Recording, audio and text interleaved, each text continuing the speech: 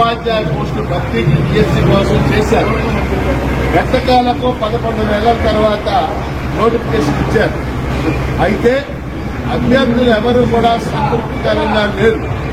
ముఖ్యంగా మీడియా ద్వారా ప్రభుత్వం దృష్టికి 3 విషయాలు తీసుకెళ్తున్నాం. మొదటిది, కేవలం 45 రోజులు సమయం ఇచ్చారు.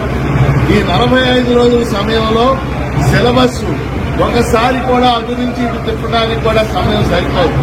దీన్ని 90 రోజులకు పెంచాలని అభ్యర్థులందరూ ఏకగ్రీవంగా కోరుతున్నారు.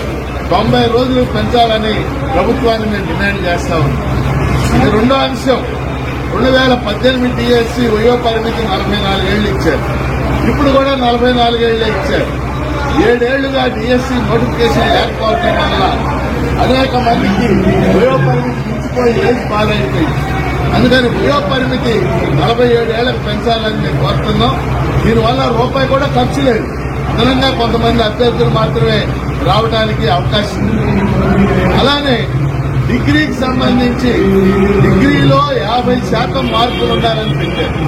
వాళ్ళందరూ టెట్ క్వాలిఫై అయ్యారు. వాళ్ళందరూ బీఈడీ చేశారు. ఆ రోజు లేని నిబంధన ఇప్పుడు పెట్టారు.